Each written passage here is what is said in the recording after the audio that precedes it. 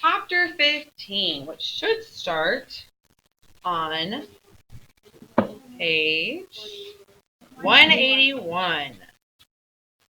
All right. So, yesterday we read about Sancho's experience as governor, and we ended the day discussing about whether or not he seems to be a wise governor. Okay? We had some good discussion on that yesterday. I was happy with that. But we also saw that Sancho got a letter from the Duke. What did the letter say? Brooklyn?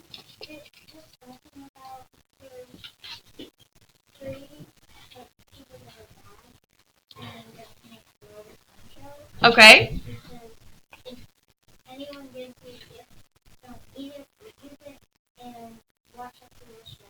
Very good. He says, beware of attack. I've heard that there are some spies amongst your village that are trying to attack you. So, just be on the watch. Be on guard.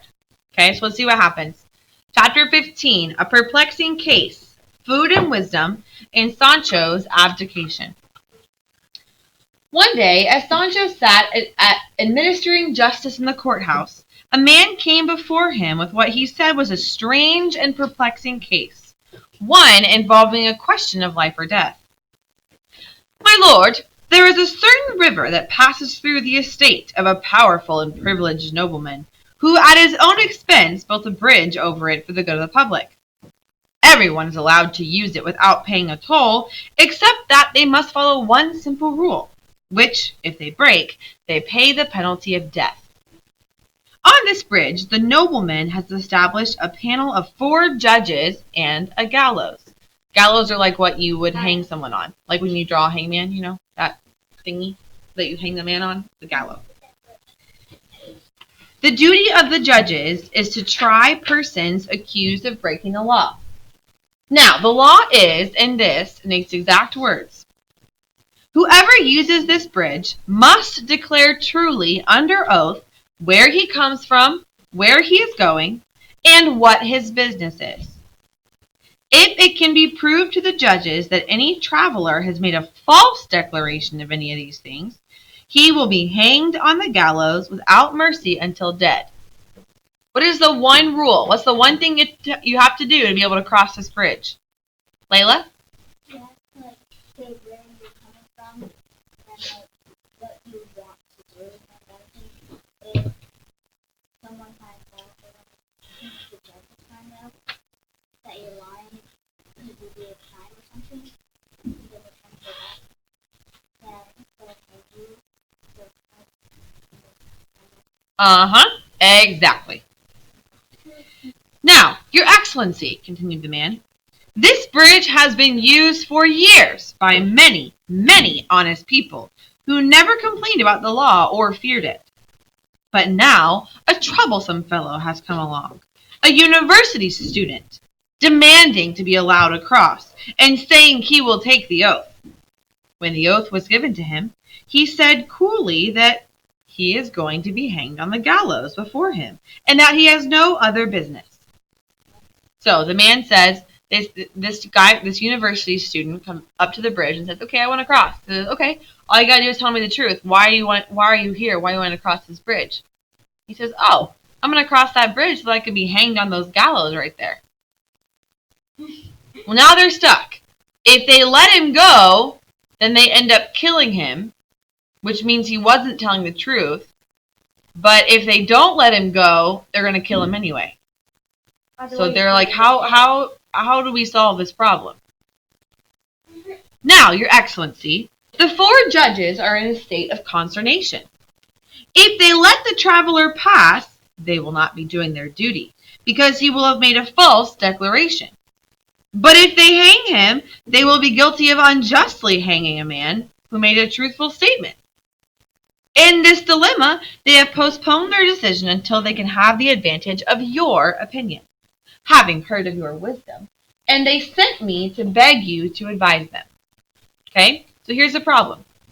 If they let the man pass through for telling the truth, then he passes through and does not get hung.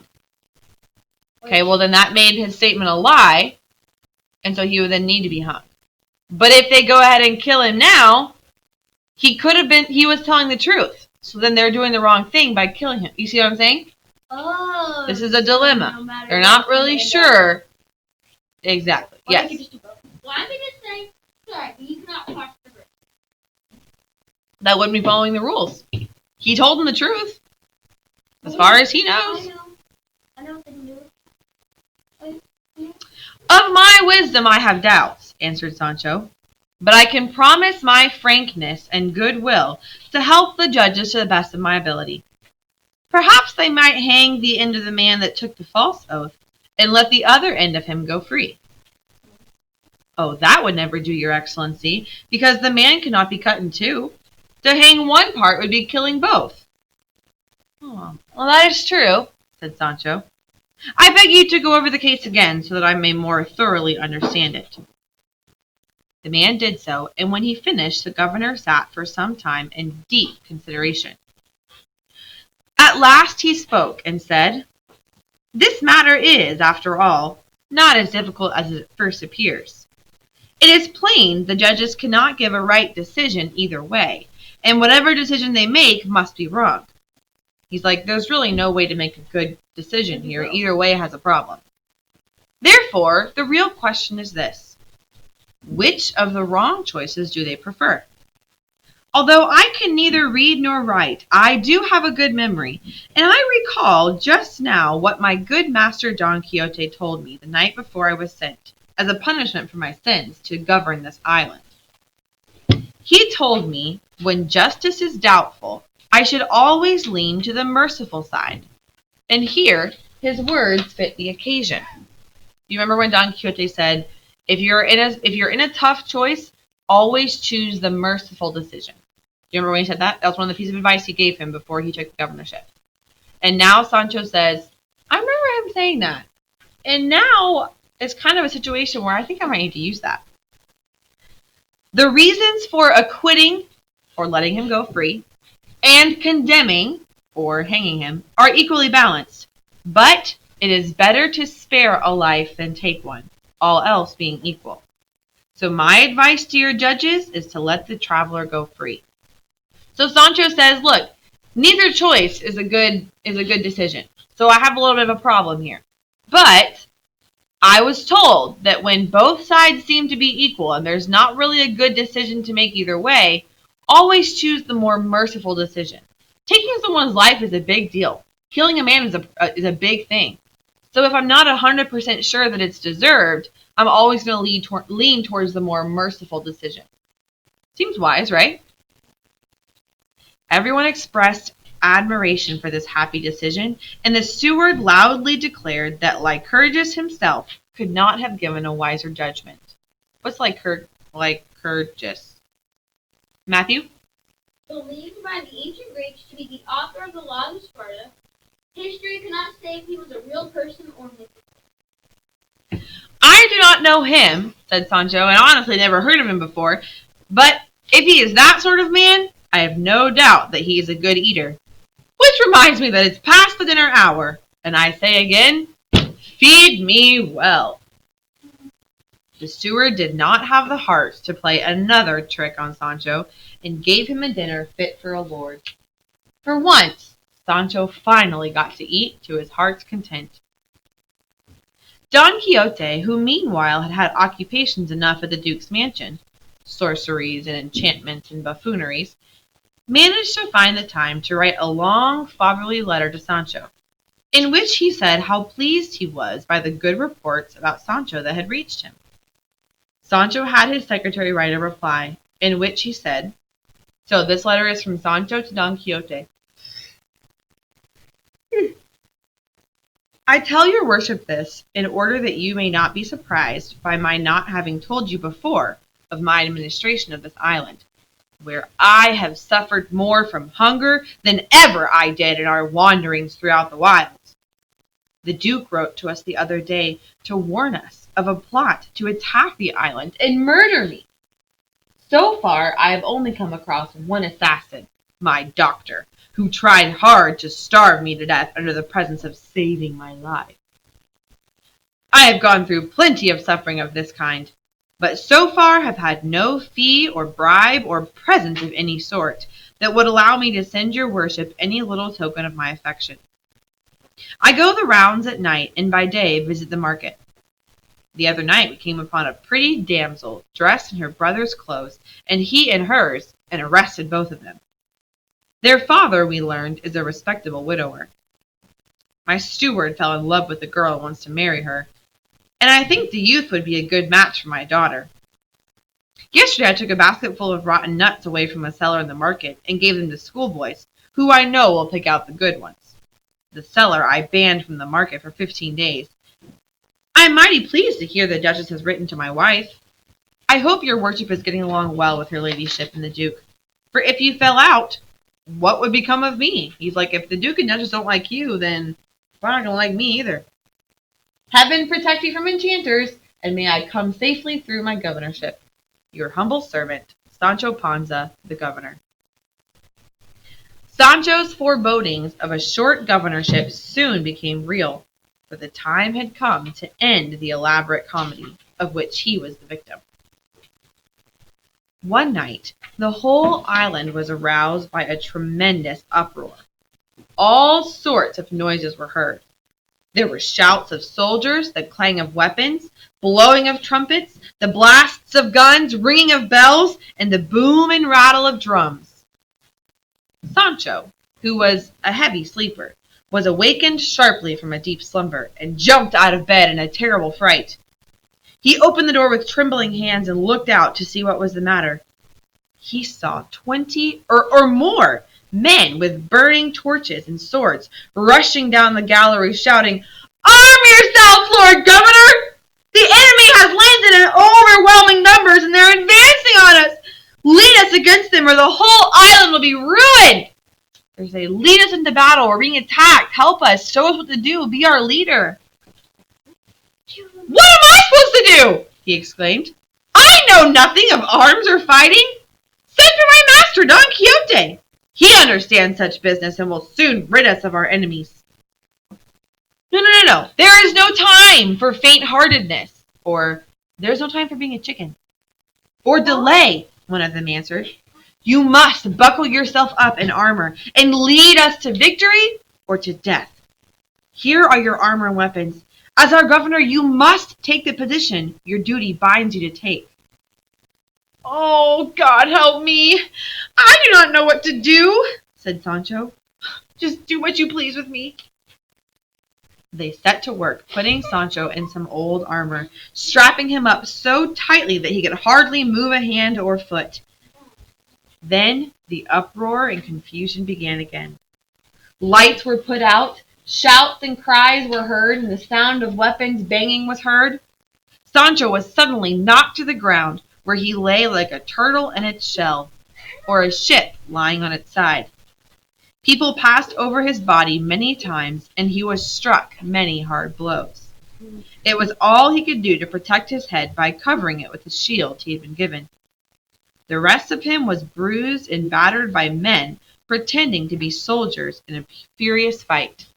Okay, how would you, if you were describing someone that looked like a turtle, they were crouching on the ground like a turtle. Matthew, what would that look like? So, Well, show us. I would imagine that. If you would be in patient armor that went over all your body. Okay. Like just your hands and your feet were showing and your head. Okay. So if you fell over, you'd just be stuck on the ground. Okay. All right. Matthew, what do turtles do when they get scared? When they get scared, they pull in all the parts of their body in their shell. Uh-huh. So can you show me what that would look like? I can. So they would be normally. Yep. Okay. That is exactly what Sancho looks like right now.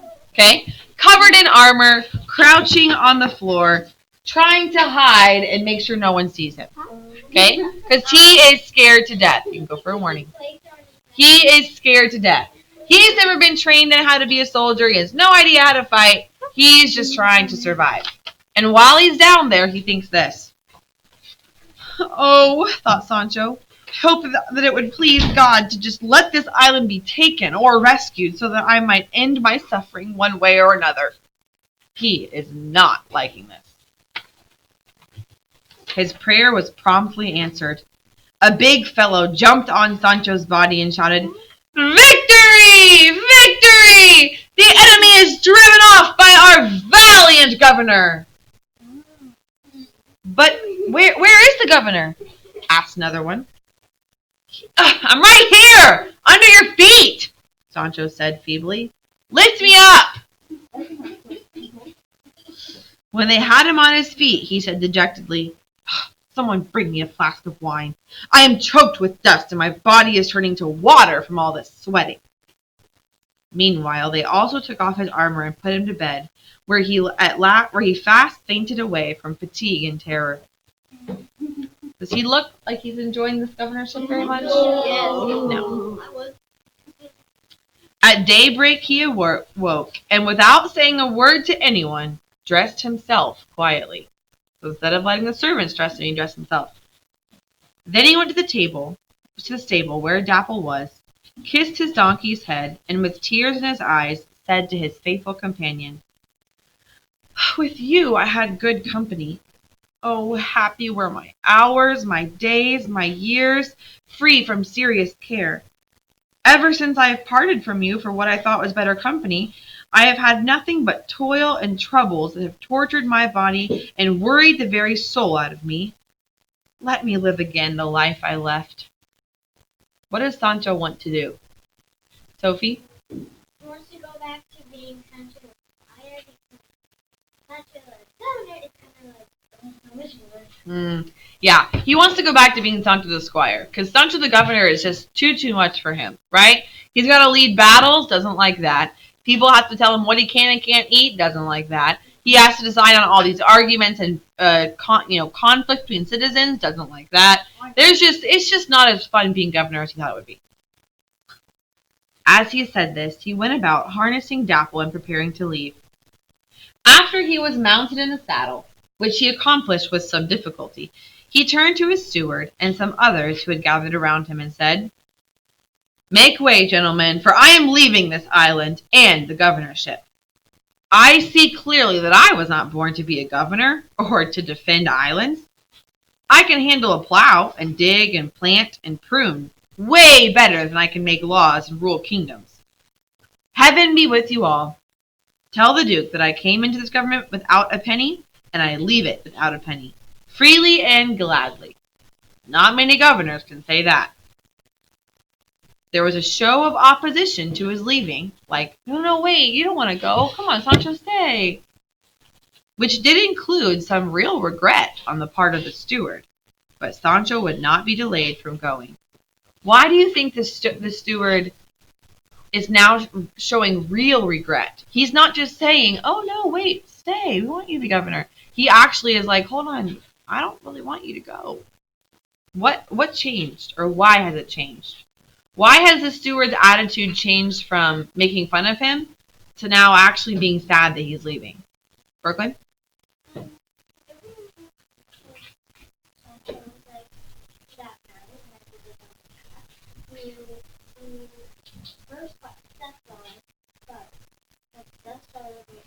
Uh-huh. Mm-hmm.